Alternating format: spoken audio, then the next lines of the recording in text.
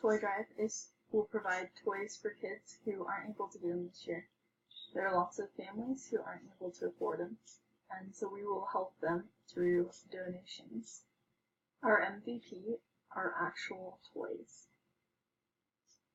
Our MVP is a physical item, it's a toy. The toys we give to our customers, which is mainly kids, will be stuffed animals, car toys, dolls, music boxes, etc. They'll be given to kids based off of their age. So obviously, little kids will receive things more like stuffed animals and car toys, and then maybe older people will receive footballs and basketballs and stuff like that. Our toys are meant to bring joy to the kids that aren't able to have Christmas this year because of extenuating circumstances in their family. As for the market size and impact, we've researched, and about 1 in 2 adults say that they cannot afford Christmas this year. This is a huge problem, especially in America, because that's where statistics are for. Impoverished families and children without parents are the top of the market sizing list. For our assumptions and strategies, we assume that kids that are in adoption agencies, low-income families, and single-parent families, which are also usually low-income families, will be at the top of our market. Our strategy will be to work with stores like Kohl's, Dillard's, Macy's, Walmart, and other stores to bring Christmas to our target market. The total available market is 43% of the American population. The reason we say this is our served available market is because we want to reach out to everyone that we can, that we know about, that has circumstances where they feel like they can't afford Christmas this year. We want to bring it to everyone that we can. And as you can see, our value proposition is bringing happiness and love and joy to kids that need it this year. Customer segments for our adventure. The first customer segment is about single parents and low-income families. There are many pains and gains for these families at the holiday season. One of the biggest pains is the stress of how parents are going to provide some type of Christmas present for their children. What is the gain that our nonprofit can give them? Is having a smile on their face smile on the children's face on Christmas morning when they look under the tree and they see a present. What does the value proposition for these customers do? It takes the stress out of the family's lives at the holiday season. When you look at the empathy map, you always hear about hear, think and feel, see, say and do. What do we always hear on the holiday seasons? How we can spread joy and charity to other people, and to remember the birth of our Savior Jesus Christ. The second customer segment is kids at adoption centers. These children sometimes feel that they have no family there to help them. And with our organization, we want these children to feel that they are wanted and loved and someone is there to care for them.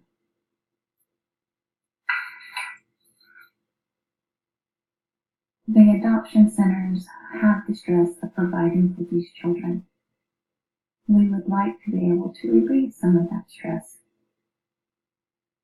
In the empathy map, the say and do, they would ask for help or play with other children. And when they play with other children, sometimes they are teased about not having gifts. The third customer segment is refugees.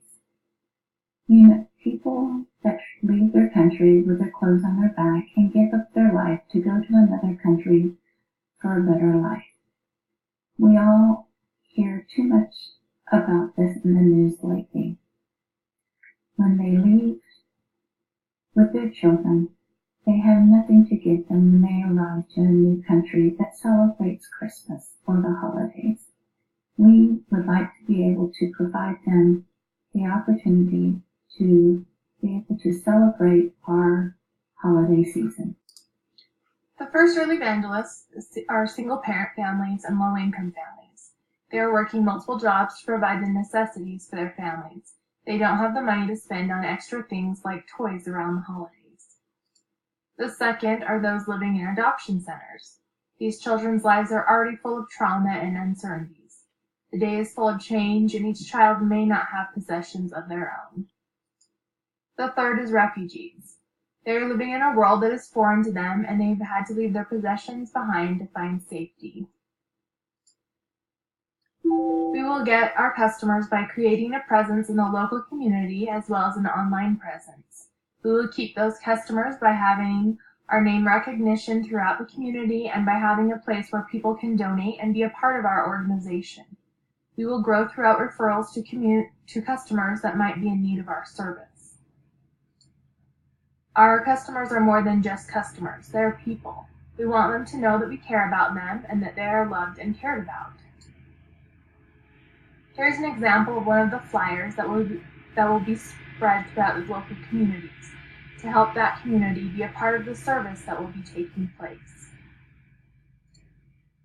Our key partners are a major part of the success of our nonprofit.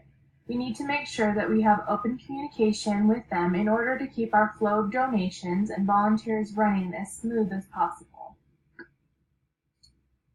There are always some risks involved with our partnership categories.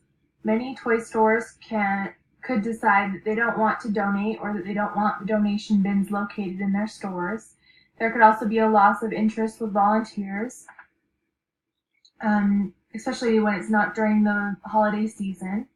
Many people don't understand that this is something that needs to be planned and that toys need to be collected all year long in order to have enough to fill the need for the holiday season.